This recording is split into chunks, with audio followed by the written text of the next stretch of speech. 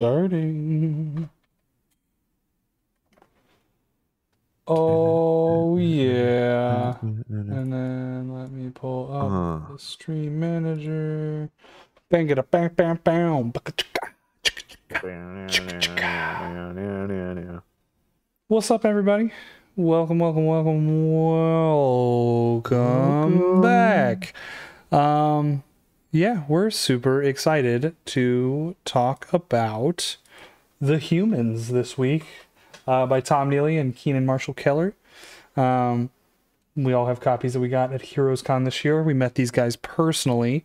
It was Tom Neely and Keenan that we met. They are super cool dudes. Just the work on their table purely drew me to them. I was not familiar. I mean, I knew Tom Neely of Henry and Glenn Forever fame, for those of you who have not read the fan fiction where Glenn Danzig and Henry Rollins are kind of a couple. It's really hard to describe what those books even are. They're just wacky, zany bromance fanfics. Tom Neely rules. Brock is in the chat. We love it. Yeah, Tom Neely's amazing. We're going to dive into this, as we always do with these streams and these podcasts. We're going to plug some stuff first with some exciting announcements. So, you watching at home, you on the YouTube, on the Twitch, guess what? We have our web store up and running. So you can go get all of these comic books that I'm about to show you online. Woohoo! Mouthbreathersguild.com. We finally got, I'm speaking for all of us, I got my shit together, finally finished working on the website. Web store is up. If there are any problems, reach out. Yeah, let me know, because there might be some kerfuffles with shipping and things like that. If that happens, please just reach out to us directly. There's a contact form on the website. You can DM me on Instagram, ping me right on our Discord channel, go, hey, shit's fucked up, and I will fix it. Otherwise, do a quick little promo for all of our books. Our most recent collaboration and creation, which is available on our web store. All You Can Eat, our first anthology, first of many, aspirationally. This is a spread of westerns from all North Carolina artists. You've got Manny and I's samurai cowboy story. You've got Ryan Oakley, stellar artist out of Greensboro, her kind of dystopian sci-fi western. It rules. We got Ben Hill, man on the podcast, friend of the show. Manny's got the website pulled up directly above me, mouthbreathersguild.com. You can find it. If you go to the Guild tab, you have all of our known affiliates, and you click their pictures. It'll take you to their links, their link trees, their socials, their web stores. So if you want to find out more about all those people, go ahead and click on them. We got little plugs for the comics, stuff for the web store. The newsletter is alive and kicking. I had been putting that off for a little while. That is up and running now. So please sign up for that. If you want any updates, we will send you updates about what we're working on, what's going on with the guild. Yeah. And we never talked about this on stream, but I'm going to talk about it right now because it's sick, and flipping through this reminds me. We got a personal shout out from Daniel Warren Johnson on his Friday with D-Dub stream. It was his post-HeroesCon stream. Yep. He flipped through our anthology, shouted out a bunch of the artists, said this was cool, his vibe. He said a lot of nice things about Ben and Manny. So that was super, super rad. Again, check out our stuff. You can now buy it. You don't have to go to Acme Comics, so you should go to Acme Comics because it's all there too. You should. All the time. I've got Time Police, Ben Hill's book, as we talked about last week if you weren't here. Their Kickstarter officially just shipped out all their books, but there are copies at Acme Comics Greensboro. Do you have a web store where people can buy this? Speaking of lazy, yeah, that's the thing I got to do next. So next week, hopefully I'll have them up on our web store. So thanks for the reminder, Kev. Sick. Yes. If not, read it on Webtoons. It's there. Links are available on their socials. Again, go to mouthbreathersguild.com to find all of the links to all the socials. I made sure that everybody's link trees were up to date. You can buy it. If you go to Acme, you can go and pick up your own copies. There's one of each of the variant covers. Manny did a variant cover. Our friend Siler Bedoya did one. So, and you can get the original cover. So you can go and buy all three right now, along with All You Can Eat. Yes, All You Can Eat. And Renown. Yep, you can get the full Renown anthology, 60 pages, 3 stories of monster hunting goodness. We flipped through it. You can check out on the YouTube channel if you missed it to see more in-depth kind of flip-throughs of Time Police and Renowned. And then we have Remise. We didn't go through this one on stream, but you can buy it on the web store. It rocks. This was another book that Manny personally got shouted out by Daniel Warren Johnson. It is pure dark fantasy goodness. It rips. I love this book. I'm just blown away every time I see it. And then we have a random sticker, a chibi of the Schlub. Shout out Tyrell Cannon. And then I had Manny's book, The Legend of Carl. We do not have on the web store just because I wasn't sure how many copies we had on hand, but you can read the whole thing on Manny's website. Learn more about that. But that's all the business to square away. I'm trying to get that whole pitch down. But right now that was like about 2.5 minutes, so I apologize. What the hell? We're working on it. For those of you who are now, with us, we're done with that. Oh, that's weird looking at yours. Mine looks better. I'll have to fix that newsletter thing. Looking at your stream. But, the shop is there. Boom. All the comics are available on the shop. I love that Manny's giving us a live demo. And then, there's a contact form on there. So if you are too lazy to just DM us on Instagram, message us on Discord, you can just email us directly. We are happy to talk to you. We are very open and available fellas. I was going to say, earlier you said they could just bug you with all their issues with shipping and stuff. They can also just reach out and talk about how cool this stuff is too. I mean, if you just want to say nice things to us, please, by all means. As you always know about Mouthbreathers Guild, we love you. Sure. So, fellas, let's talk about the humans, because I was pretty unfamiliar with both of these guys, aside from Glenn and Henry Forever, like we previously mentioned. I love that these are signed. Smoke Satan, Worship Dope, Rip Up the Streets. So funny. This book is awesome. I'm going to be very careful flipping through it and which pages I showcase on stream, because there are a lot of tits and cocks and balls. Lots of balls. Lots of cocks and balls. Yeah, here's your content warning now. There's heavy drug use, lots of violence. So in other words, this book is really cool. And that's all I have to say. No, this book is awesome. It is part Easy Rider, part Sons of Anarchy, part Full Metal Jacket. It is wild and psychedelic and badass. It is the Wild Boys of the Road. This book is unbelievable. Had such a blast reading it, and it does a great job setting itself up for the sequel series to this book, which is in a second comic volume. I'm excited, and I'm really trying to flip to a page that isn't covered in tits and cocks and balls, as much as I would love to showcase them off. That one was good. You got lots of drugs on that one page in full color. I love, some of the weirdness in here is just the coolest weirdness in the entire world. And it's, dude, there's so many design motifs that I love in here that Tom got to play with, and we'll call those out. But yeah, it is difficult to find a few pages that are back to back, safe for your average viewer consumption. 100%. As we like to do, before we go straight into our general thoughts, I'll read the solicit.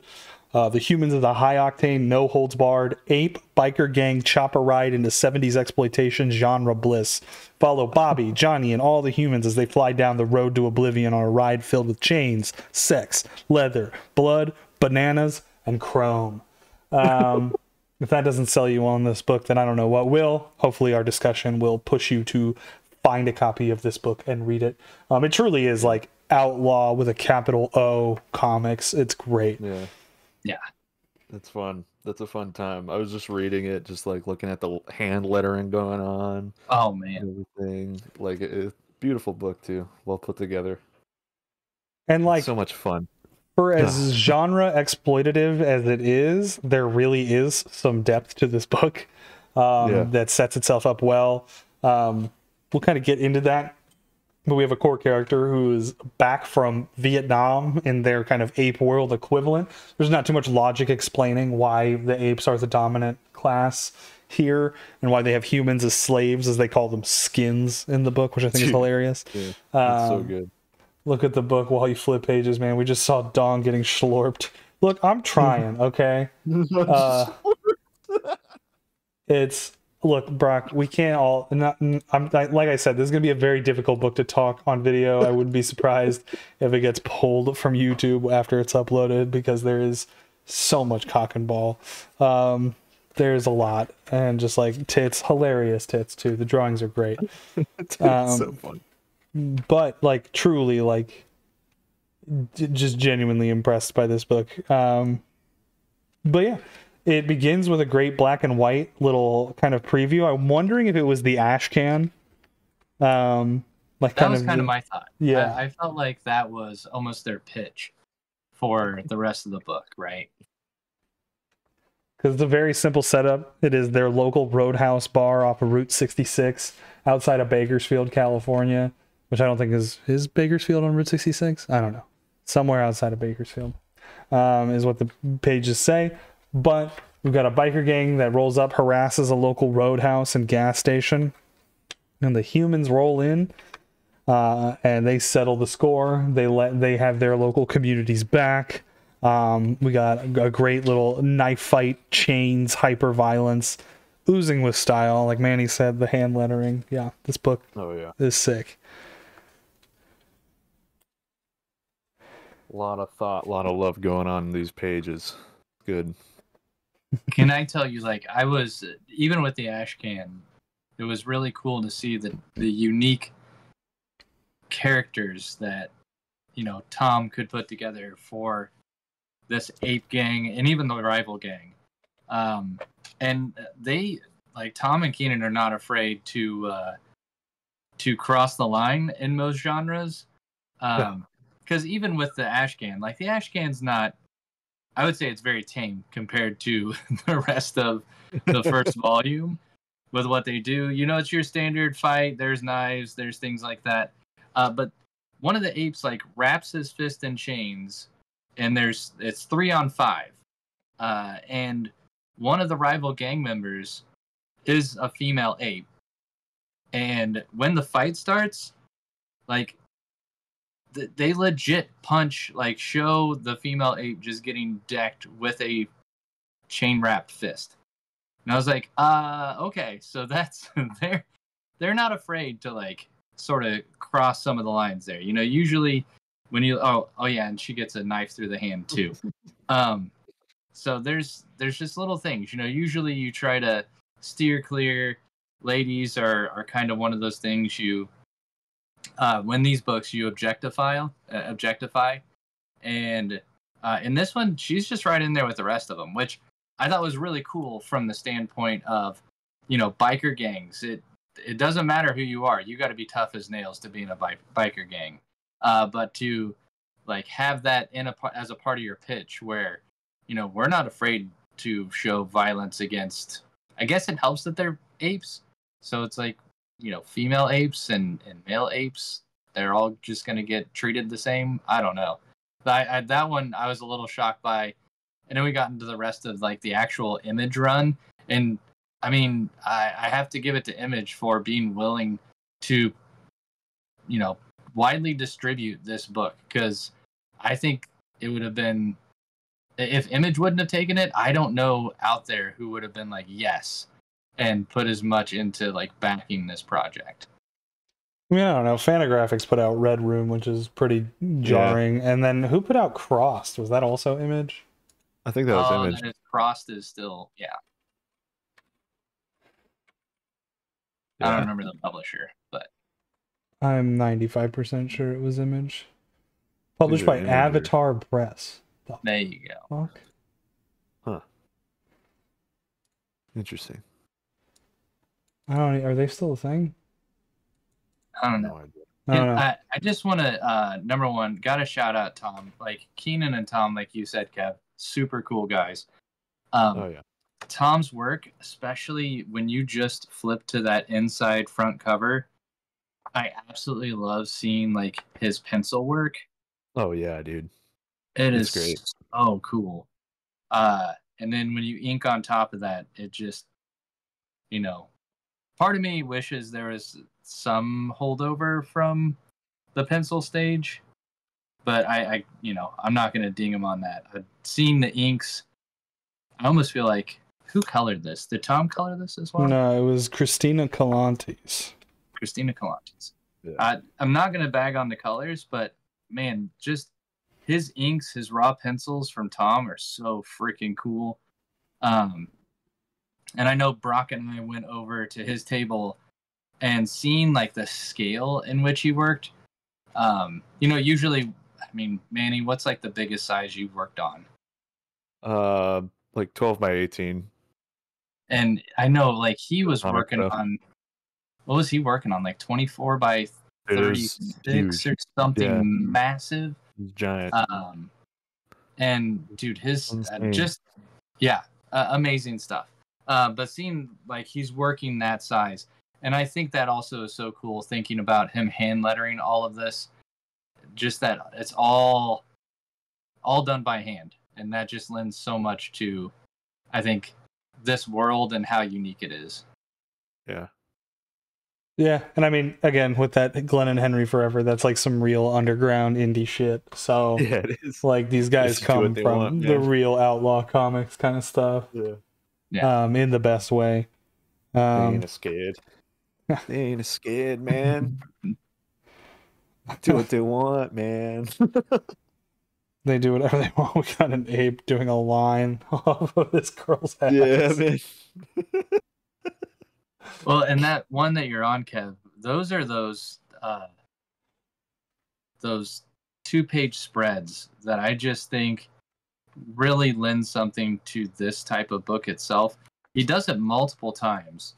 I think the one I love the most is like the psychedelic one, when you see, what is it? I'm trying to remember the guy's name. Is it Johnny that comes back from the war? Yeah. And like his drug, alcohol fueled like flashback thing. Oh yeah, it's freaking crazy. But man, that was just one of those things I absolutely loved. You lose it a little bit, I think, towards the end of the book. He kind of steers away from that, and I wish that was something, because he did it, was it twice or 3 times? I just thought that was such a cool motif to kind of continue to show the multiple aspects of either a person or the gang itself, like them partying. Oh yeah, you did the whole army thing. That was, God, yeah, just some of those. I just thought it was a cool storytelling device that he repeated a couple of times. Yeah, it gets wacky, dude. And I think they do a great job introducing the gang with the kind of scene of the funeral. It's Mojo's funeral, who Mojo is the guy slicing up this guy's face in the beginning.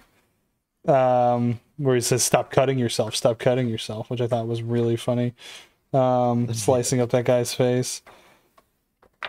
Yeah, why you cutting yourself, huh? Why you cutting yourself? Hilarious. Mojo sadly doesn't make it past the ash can. It begins with his funeral.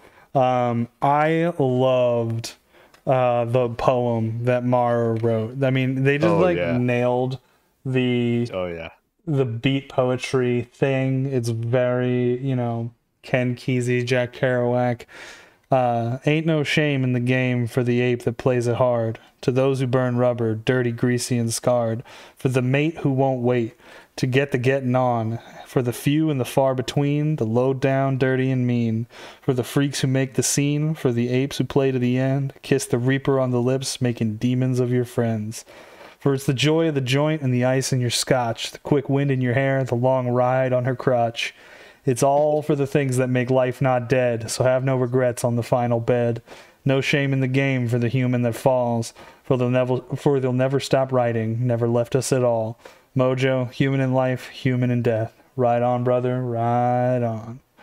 Yeah. And that is fantastic. And again, you get these great introduction shots of every member of the gang, kind of the different silhouettes and shapes and personalities that you just get singing off of these guys, which I love that they do a whole thing in the back matter as well, to give every member of the gang their little stat page, their strengths, their weaknesses, the bike that they ride. Like, yeah, that's perfect. This is my kind of back matter. Oh yeah, perfect reference point. You could tell a lot of love went into making sure that these guys have the right bikes with the right things that complement their personality. This is all just like concept work and pitch material. I love referring to the women as club property. That is just absolutely garish. And then you got the slave girl as well mentioned down here.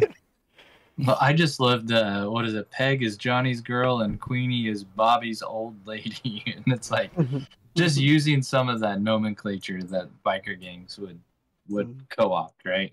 Yeah. I don't know. After I read this, I really wanted to watch Sons of Anarchy again. Dude, seriously, I was just like, gosh. There's that freaking Tom Hardy movie coming out where he's a little biker guy. What is that book called, or that movie called? We don't have enough biker movies. I know Romsberg has a lot of very strong thoughts about biker stuff. Oh yeah. And I mean, he immediately commented on our post about this, that we were doing this. Like, this is the best thing ever. The best comic of all time, or whatever he said. Hilarious. I love this shot. We're gonna do our best to cover up the schlorpy schlorp there for you, Brock. But this panel of all the drugs flying with the joints and the pills, hilarious. Yeah. Well, this is the only one where we have dong in it, so I can show the rest of it. I don't think it's wrong to show blowies on panels, but like as long as we don't see full dick. Oh, hold on, that guy's naked. So there we go. Cover up some dongers, and there you go. And like, as I've said before multiple times in our comic reviews, but I'm very pro dong on page. So the more dongs, the more I'm going to enjoy the art that I'm ingesting. It's just, you know what I mean? There's no censorship. Just put dongs on your comics. You know what I mean? Make it an M rating and you're good to go. Yeah. You know, give a monster a dong. Some of the things too, like I guess, you know, the one that takes off his clothes and gets naked and starts dancing around. One of the other guys is like, "Hey, your brother's taking off his pants again." It's like, fuck it. Everyone grieves in their own way. And he says like it's gonna be even harder to get them back on him.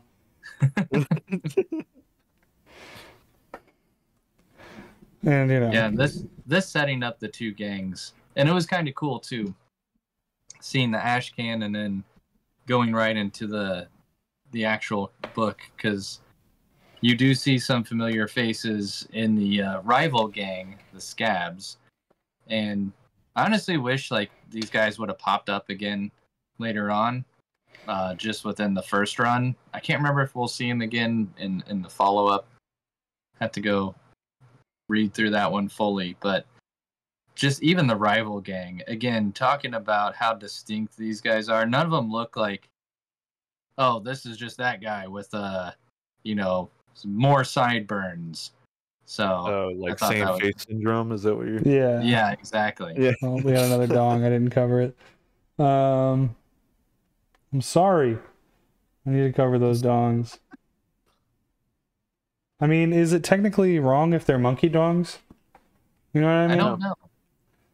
Because I'm sure they got Discovery Channel ass shit on YouTube. So, but man, this whole fight sequence.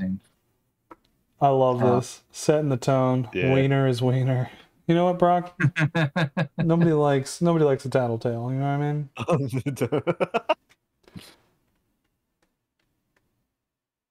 Yeah, this page is great. It's like broken glass. Yes. Yeah. Still holding that psychedelic thing with the colorization and the panel shapes. Yeah.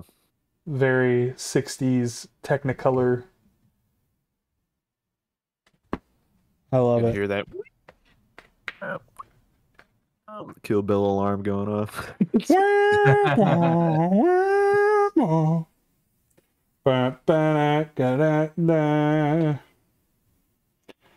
great. Yeah, I love the hardcore bands playing at the warehouse. Oh yeah. Oh man, so good. The Smelly Tongues. I'm listening to a lot of old school punk recently too, and then reading this book, I'm just like, yeah, I get it. Oh yeah, you know that they're playing some like Stooges worship. You know what I mean? Oh yeah. Oh yeah. I wanna be your dog. Wanna be your ape. That's right. Yeah, Chrome Banana Motor Breath was hilarious. I love some of the lyrics in these songs. Yeah. There's like the one where it's like, I want to die, or something like that. Yeah. I mean, I love that bike blowing up too. Yeah. In the bonfire. Fucking boom. Yeah, you know, what a way to send it off. Take your dead gang member's bike, put it on top of a big old pyre, and then light that fucker with a shotgun blast. Yeah. You're kind of you're single. I want to be your banana. That's right, Brock. The ghost of Mojo riding the bike on the pyre is also great. Yeah, that was metal. I would love to talk. I know he mentions the soundtrack in the back of the book, and kind of like makes. Let's see. I don't know. Chrome Volume 1 was released by Chrome Banana Records, but this shit is a collector's item now. So I guess they made. I don't know if they had bands record this. I don't understand the full context. The soundtrack we've been building, some mighty musical monkeys have left their sonic sickness to this comic book experience, and it's been a trip, mate. You're one of those lucky enough to snag this shit the first time around. You know what I'm talking about. We have plans to put this shit out on a real LP record someday, so stay tuned. In the meantime, if you're real lucky, you might be able to find one of these 7 inches. And then they got the Smelly Tongues, the Zigzags, Boss Kong, Goblin Cock, Fairlight Empress, Coliseum, and Wizard Rifle. So if anyone has one of these, and you're a fan of the show, send it in, and I'll send you all of our books for free. Oh, there you go. Nice. Because these seem rad. I would love to own one of these 7 inches. You know what? Yeah. Let's do a quick little Discogs excursion. Because why not? You know what I mean? Yeah. Let's see what's going on. And I'll keep this page open.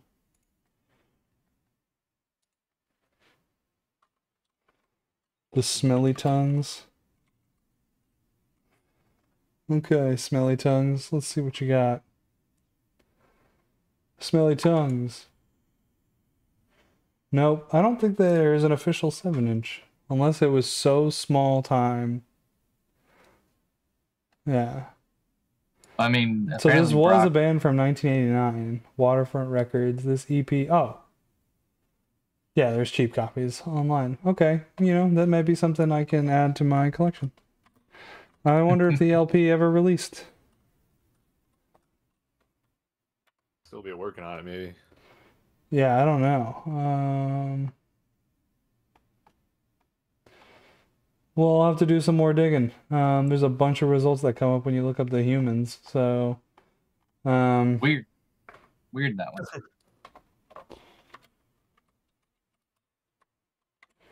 Happens when I look up the humans volume 1. Nope. Okay, we're not going to get too lost on this rabbit hole. But you don't have to be lucky to find a 7-inch, Kev. I was going to point out Brock's comment. Some 7 inches are rare. What can I say? But again, you're watching. You have one. And not talking about your cock. Okay, there's plenty of cocks in this book. I don't need it. I'm talking about a 7-inch record soundtrack copy of the humans and the music featured in it, not cocks. Thank you very much. And if you send me a cock, I'm gonna be so mad. I'm gonna be so mad. I'm gonna freak out. Guys, whatever you do, don't hold me down. Nobody suck my dick. Oh man. I'm using reverse psychology. It's whatever you do, I'd be so mad. Yeah. Meanwhile, from a mile from the humans' compound, a weary figure approaches, and this is Johnny's intro. And this is where the book actually like gets to its like point. Yeah. You know, it actually introduces like some of the meat and potatoes, and I was genuinely very, very impressed by the depth at which a book this silly kind of approaches PTSD, soldiers returning from Nam. Like, it is a very mature, graceful, you know, take on things. It's not, you know, Nam was bad, gross. It's like actually nuanced about, we sent guys out there who thought they were doing the right thing, and they came back fucking broken and addicted, and like, and people hated him. Yeah. Comes back, people are throwing shit at him, the cops are harassing him. And he's just constantly having flashbacks, and it's great. I don't know about you, Manny, but the entire time I was like reading this book, I just heard like Social Distortion in my head. The whole thing with Bakersfield. Yeah, there's a little bit of that. There's Social Distortion in my head. I mean, also just like just listening to the No Dogs in Space thing, but like a lot of Minor Threat comes to mind. And Black Flag. I was just picturing Black Flag being played in the background. This is just a touch like before then. This, like, if it's like the late 60s, early, this is 1970. Oh, yeah, we're getting just the beginning touches of that LA punk scene. So you got bands like X, maybe Fear, the Screamers, stuff like that are just around, like just down the pipeline. But really, we've got like the Stooges and the MC5 are like your main kind of thing. Old garage records like the Sonics and stuff like that. Old school Who. Yeah. See, like my brain went Rolling Stones. Like, I don't know. My brain was in a completely different space, I guess. I went too far back. How dare you? I know. I mean, it's not like the Rolling Stones didn't release records in 1970, you know what I mean? Some of their best work was in the 70s.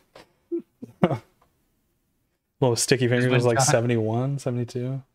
When Johnny's like coming into town talking about like, God is dead, man. Just, you know, not believing in everything. It's just, I had that, pleased to meet you. Won't you guess my name? Yeah. That was where my head went. As soon as I saw the choppers, I was like, some falls apart, but I do raise the flag. Whoa, red, white, and blue. It ain't me. It ain't me. I'm not fucking y'all. But a rockin' ass party, and Johnny shows up. He rekindles all of his friendships, talks to all the folks, and starts getting completely fucking hammered. Just immediately. Yeah, like just torching himself with substances. Goes on an absolute bender. I love the ripping the flag.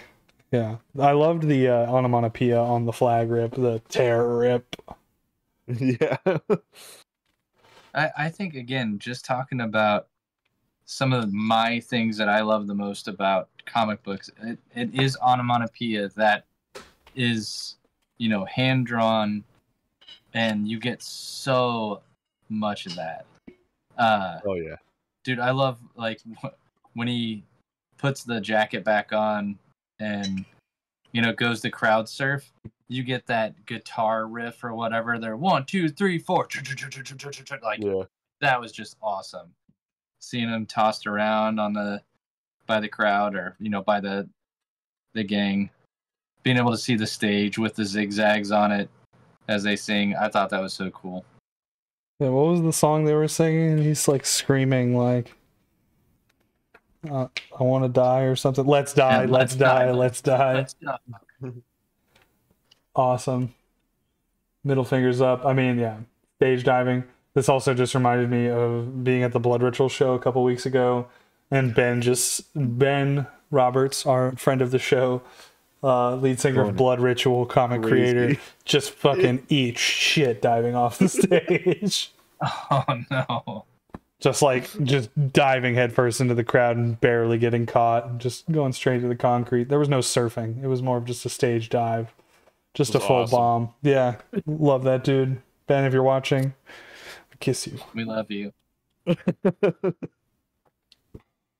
Yeah, that whenever you say Ben and you put, you know, Blood Ritual in that context, I hate to admit it, but I'm not cool enough to be associated with any of that. So, dude. It's a fun time. It looked awesome. From pictures that I've seen, it looked awesome. But man, yeah, the trauma and the pain is on full display here. I think it's really great. I love, you know, just the heavy shadows over his eyes, because you already have that like protruding ape brow, and that's such an advantage with character design to just make all of their eyes. Well, one, you're not drawing tons of eyes, which I bet is pretty nice, but two, like it just adds so much mood and tension and fierceness to every face. I think that's sick.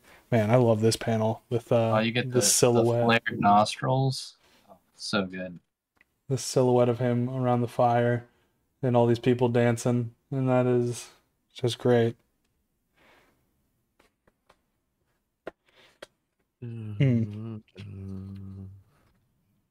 Man, those thunderstorms are rolling in, hitting hard right now. Oh yeah? Yeah. It's like rocking the fucking house. Oh, yeah. Not hearing anything yet. Big old monkey dong right there. Yeah, there's a lot of there's some dong, there's some tits, there's even some vaggie. Yep. I loved this with Porky Pig and Donald Duck, like cooking him in a pot. That was hilarious. No, pass that shit, man. Love that. Love that. Yeah, just the like bottles and pills just spewing into his mouth. This shit rocks. Like, just a ton of fun. These two just like fighting each other. What I wish that you could see more of is that center spread, because you know it's got to be Johnny that's wrapped up in there with like this red dragon curled around. He's right, or I guess the dragon's riding him in this instance, but just love just how cool all this stuff. I mean, it's just rad biker stuff all thrown in here. Oh, and there's a bunch of tits and dong. I'll skip that page, unfortunately. Yep. But it's rad. Following page where he's just being, you know, seduced by all the ladies. Yeah, and we go from that to starting out with some war flashbacks in the next one. It's like, all right, so we ended on kind of a trippy note. Now we're going to get real serious real quick. Yeah, I love the decision to make the Viet Cong, like, all of these, like, different monkeys. Like, I thought that was just a really, I forget what are these, like, not bonobos, but there's something. I don't know. I haven't watched enough Discovery Channel to tell you what kind of apes these are. Chat. But the colors and everything, I guess if you have to go a certain route, that definitely lends towards insinuating without saying directly. I mean, they do eventually. I think they do say it early on, right? Calling them commies and everything. Yeah. And they're Viet Cong, but with a K, like King Kong. Just a great little touch. Him just being like eating a spider that like crawls into his cage is like so intense. I love that there's no words to this sequence. It is just this break, you know what I mean? And that's what wakes him up, and then he's sick. Yeah, and goes and pukes. Transition too, of just like you can imagine the meatiness, and then just he's puking. The meatiness. Cover up this panel a little bit, but there's so many tits and dicks on this page. But yeah, him loading up the gun and putting it all. Yeah, freaking habit. He just does it. And this was one of my favorite spreads in the whole comic, where you've got the crazy guy watching cartoons, which is hilarious. He's watching Bullwinkle. Yeah, great little touch. But as he walks through, there's like the enemies hiding in the bush, and there's like the bombs and the traps and the beheaded guy and snakes. You know what I mean? As he walks through this sequence, he's here, he's over here. Can't escape it. Like, again, a really groovy, crazy, wild spread of pages, but very serious in its subject matter, not pulling any punches with the PTSD. Especially that page. Dude's head's blown off, basically. Yeah. And then the choppers come in. Yeah, him seeing the choppers in the background and that transporting him. Like, these are really cool transitions between, like, reality, current day, and flashbacks. Him just getting thrown into this new squad. Choppers again. Here's your credence scene right here. I love the silhouette of him running away and getting pointed when it's on the same tier. Yeah, all the way across the double page. It's the same beats. It's great. Love that touch. I also love. It took me a while to catch on to what this was, but the fact that they're all called mates, as in primate, as like the slang. Like, I loved that. Just a fun little touch. Man. Yeah, contextualizing him, having him meet the people. Though there was a good bit of homophobia in these panels. Get ahead of that now, where there's the Italian guy who's just very openly queer. And it's like, he's just like, I want to fuck all the guys in this chopper. And they're like, shut up. Yeah. I get that it's an outlaw sort of comic, and it's satirical, but you know, gotta point it out that it's a little in bad taste. You know what I mean? No, I think that's just showing the characters of this time. Like these are the military guys, you know. I've just seen and been around that so much. Like these are the characters that we're going with. I thought it as like they're just messing with this dude. He's just leave me alone. I'm not kidding. Yeah, the super butch guy, right? Yeah. Stop it. Yeah, Colonel Forearms up here. You know what I mean?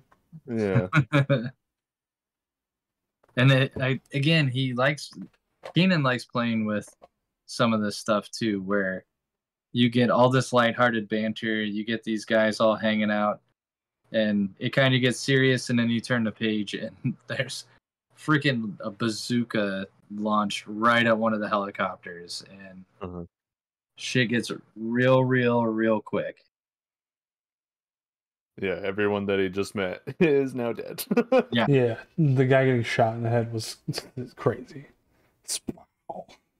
Yeah. That's the one that he keeps saying.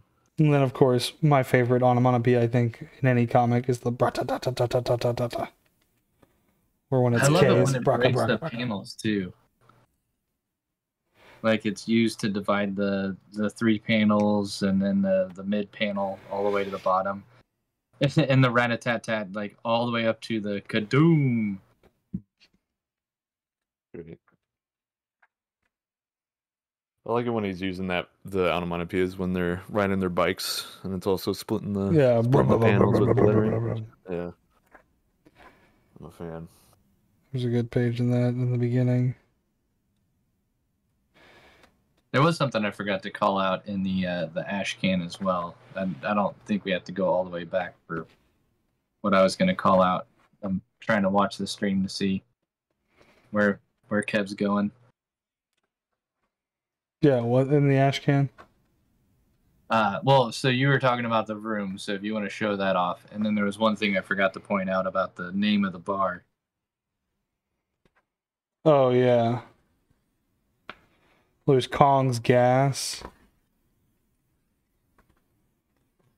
And then the bar's name is... Okay, sick. I don't know, is there a shot of the bar? Yep, it's last page. It's the Don't Fuck with the Humans. And you see the name of... Well, I guess it's not a bar, it's a saloon. Oh, Kirby's Saloon. Kirby's Saloon. Yeah. Our nod to Jack Kirby. Of course. The king himself. But yeah. Oh, man. Him running through the tripwire in the jungle was insane. I was just like, what just happened? Oh, man.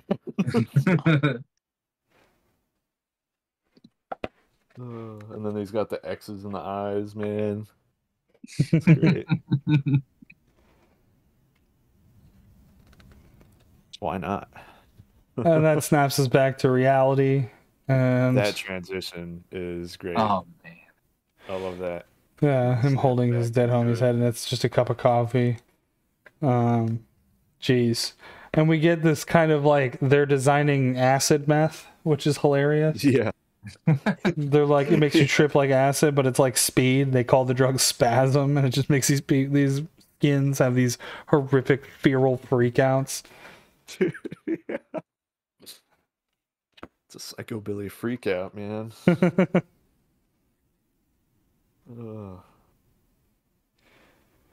Man.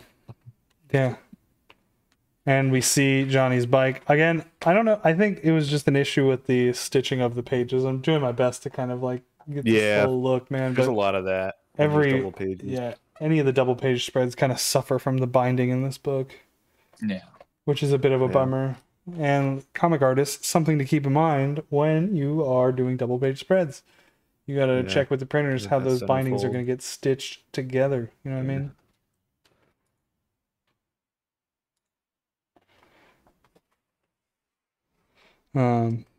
Moonbeam.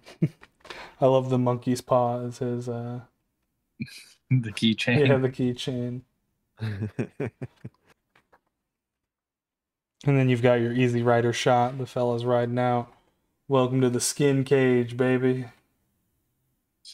Riding across the desert. Again, I think adding the original pencils as your kind of buffer pages between issues was a really nice choice. These just look so good. It's tasty, man.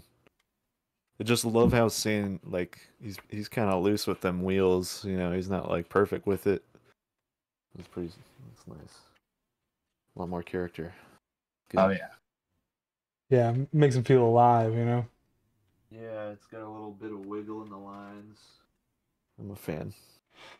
And I think this was like the first page of the book that I flipped to when I first started looking at this book, like on Tom and Keenan's table. It was like, opened it up and just saw this like Mandingo fighting pit, and I was like, holy shit.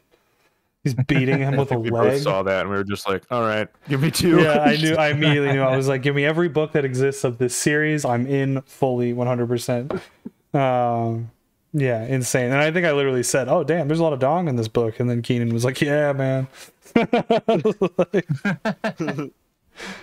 He knew. He got it. I mean, I love that they're feeding them garbage slop and like making them eat out of a trough. Like, yeah, just animals that they are. Filthy. I love that we don't feel any need to explain anything that's going on. You know what I mean? Yeah, we're just in it. Yeah, I like that. Like, such a good... you don't need to know. Yeah. It's okay. You don't need to understand what's going on. You know what I mean? It's like they keep humans as slaves. You're like, right, that makes sense. They're monkeys. Like, you know what I mean? Animals superior. Got it. And again, those are the kinds of details that make me put this in my own personal headcanon as basically a sequel continuation of Planet of the Apes. Like, I just, in my head, you know, Caesar takes over, they wipe out the human race, and they turn them into these, like, Mandingo slaves. You know what I mean? Yeah. Experimenting guinea pigs. Hilarious. And then I love that this is the most, like, world building and exploration we really get, like, exposition we get, is the breakdowns of all the gangs. Just, like, a perfect way to introduce all these motivations, which I'm sure is going to come into play in the following volume. You know, hilarious kind of, it's very like satirical and reflective of the different kind of 60s archetypes. You have your kind of Satanist heavy metal cults, you've got your Black Panther, Black Power kind of characters, you know, the hippy dippy like deadhead acid freaks, you know, you've got your like East LA kind of guys. Hilarious. It's awesome. Los Muertos. Oh, and Satan minion. Satan's with a Z. Minion. Satan's minions. Satanist Viking monsters who live in the deserts. They have no fear, no respect for anything. Rumors say they eat skins, even the cubs. But I think it's all a bunch of posturing. But don't give them an inch if you run into them. You know, and they look like Metalocalypse characters, but monkeys. That's like so metal, dude. That's the most metal thing I've ever heard. I dropped this, lost her, in boiling water. It's the most metal thing I've ever heard in my life. You know, we get our setup here. I love this issue because it is set up for the next issue, which is this big score that they're going to pull by hauling a big old truck full of drugs.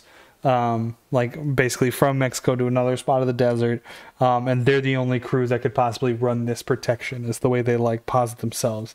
And to negotiate for their payment, they settle things with this Mandingo fight, this skin cage wrestle match, basically, where they've got their biggest guy against, you know, the humans wild card X Factor guy who's just feral. Johnny takes one look in his eyes and he's like, this is the killer. I know a killer when I see one. Yeah, that part's great. And then they inject him with the spasm drug, and this dude goes fucking ape shit. Like, I love this animation of just like running around and like confusing the hell out of the big guy. That's just like really funny to me. And he's like, oh, go ahead. The very top panel when he's shaking his head back and forth reminds me of Beavis and Butthead. Yeah. It's very Tasmanian devil energy that I'm getting from this. He's such a great Adult Swim like cartoon, man. Yeah, definitely. Like Adult Swim, I get like Super Jail almost vibes from it, with just the cartoonish violence and the psychedelic. And yeah, this fight sequence where he's just like grabbing him by the face and just like ripping his fucking cheeks off. This is insane. It's so good. Speeding around and gouging his eyes out, and then like the way he rips the dude's jaw off and wears it as a crown, dude, is so crazy. And he's laughing. Yeah. Little demon, dude. And then the guy's like, all right, come on, Rexy, good boy, like terrified to approach him. Yeah, it's okay. I do think that was Bricks is like the skins tamer or whatever. He's the one that's like feeding them the slop and everything. Yeah. I love that Bricks, he's the muscle, so they're like, yeah, you take care of all the crazy skins. Yeah. That's great. And then, we didn't even mention Johnny's kind of love, his ex-love, who is no longer with him after he went to the military. This is kind of our through line, which is a more additional setup here. He thinks that she's in Berkeley becoming a student, and this girl informs him that no, that girl is where she's dancing at the Forbidden Zone. Which I'm wondering what the Forbidden Zone is, if that's like Vegas, if that's another spot in the desert. We're obviously going to learn in the next one. But, great setup. I think this is like such solid world building, but like such excellent setup for a payoff that's going to come with the next 4 issues. This was 4 issues, right? This was 4 issues plus the ash can. Yeah. Plus the ash can. Gotcha. Yeah, man, I do enjoy how this is like, this isn't super baked on every page of just like, story context or like exposition going on. This is like a pretty good pace. It doesn't feel rushed. There's room to breathe in those open panels and stuff. Those double page spreads, not afraid to get wacky and silly with it. Altogether great book. I would say, and the touch of having that off-white like newsprint coloring going on in the gutter area really brings this whole project together and makes it feel pulpy, like from the time. Sure. Yeah, like coffee and piss stained, Yeah. It looks aged, but it's not. No, this is something that could only be done with that kind of contemporary spin. It feels like it could have come out in 1975, or it could have come out now and in a year in between, which is like such high praise. Like, it's not dated. It has a timeless feel to it. Because the commentary is like, relevant to the obviously very influenced and rooted in its 60s and 70s inspiration. Does not feel dated at all. No. That's good. Go grab it. Yeah, if you can find this book, get it. I mean, if the easiest way is, not easiest, but the guaranteed way to get these books is to find Tom Neely at a con. He'll have copies of this book, undoubtedly. I'm sure this book didn't sell amazingly, unfortunately. It is just a little out there. It is not a comic that I would say is for everyone. But if you like biker gang stories, if you like drug trips, if you like hyperviolence, outlaw, underground comics, this book is going to check so many of your boxes. And you're just going to love it. Again, not for everybody, not a universal one that I would recommend anybody pick up, but if you like fucking weird out there shit, absolutely go for it. Manny's got the second book. My other second book is in the other room. But yeah. Dude. Fucking rad. And I would agree. Go talk to these guys. They were super easy to chat with. Tom was awesome to talk about. Just how he puts pages together. Has some crazy pieces as well. Like, I know I had to drag Brock over there because there was this 2-page, and again, he's working like massive pages. There's a 2-page spread of King Kong versus Godzilla, and the thing was absolutely gorgeous. So again, if you can track these guys down at a con, 100% agree with Kev. Go pick up these books, or go pick up some of the other stuff that like they've done, which is really cool. Tom's done some of his own stuff that's been very personal. Brock picked up a few of those. They're just super cool dudes. Like, definitely don't pass them up. Stop, chat. You won't be disappointed. Oh yeah. Yeah. Cool. For cereal. I just wanted to see if there's anything going on in your chat, and it was just Brock saying your balls look huge from here. Hilarious. I also wanted to shout out that Skinner did a variant cover, and that's crazy. Oh, no way. Skinner is the man. This cover is sick. Oh wow. Yeah. Yeah, this was Christina, the colorist, her variant cover with the acid tab on the tongue. Skinner, I don't think there was any other crazy. I mean, this one is sick. Katie Skelly. Yeah. I like that one. That just was like a totally different vibe. But really sick, kind of almost like a French kind of spin on things. And you know, Kirby Saloon, The Humans, tribute to S. Clay Wilson, exclusive variant cover for CBLDF, the Comic Book Legal Defense Fund. We may need you someday, is what it says in the corner. So great. Yeah. So I mean, I loved the kind of newsletter thank you columns, the great back matter in this collection. Just like, I mean, calling it ape shit is hilarious. Like we highlighted before, just riddled with like comedy like that. Just anywhere they can get it, they get it. You know, great. Yeah. Do you hate society? This is what happens when you steal dad's liquor. Do you want to kill your parents? Yeah. Are you an outcast with an attitude? When you see a sick dog, do you want to kick it? Then join the Humans fan club. And they've got the little mailing thing with the P.O. box. There is a website here. The Humans, you know, the humansforlife.com. I don't know if that's an actual website, if that still works. Let me give it a quick Google.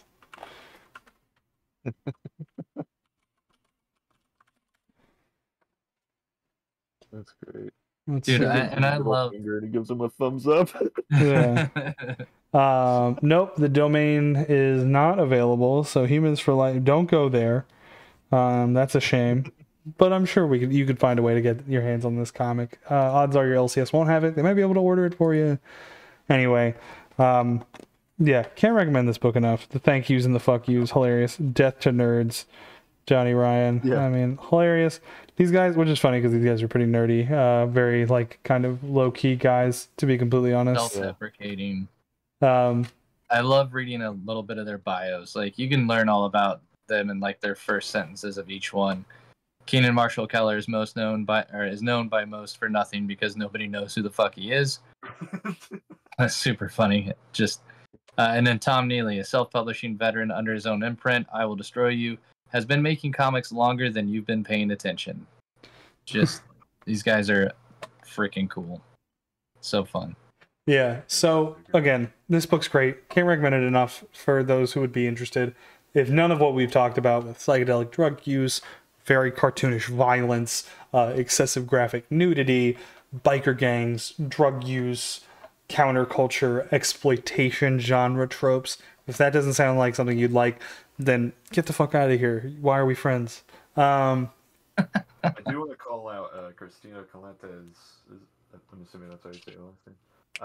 The colorist for this book too. Like she's done a lot of good stuff in the past. She's an illustrator of her own right. So her coloring this book and capturing the feel of it, like, solid work. I will say. I mean, seeing some of her props, New York, the New Yorker, New York Times, GQ magazine. I mean, yeah, 100%. She's killing it. Yeah, incredibly talented people who made this book. I wish nothing but success for these folks. And I mean, it's not just us who loves this book. Like, I love the pull quotes they got from here, from Comixology. The Humans is a comic for the rest of us, for the fans of the Cramps and Russ Meyer movies, for trash hounds and scum fiends, for dirtbags and burnouts and weirdos, for outsiders and outcasts and square pegs of every cast. Talking Comics called it utterly disgusting, which I think is fucking hilarious. Spartantown.net. Keller and Neely have created a subgenre within a subgenre within a subgenre within a subculture that slaps the reader awake and reinvigorates what adult comic books are all about. Hell yeah. Couldn't agree more. These books are rad. Maybe we'll do Humans too someday. We don't typically like to do sequels too often, except for when we did our huge Luther Strode series. But Yeah, go check out this book. Any closing thoughts, fellas, before we wrap this one up? It good. It good.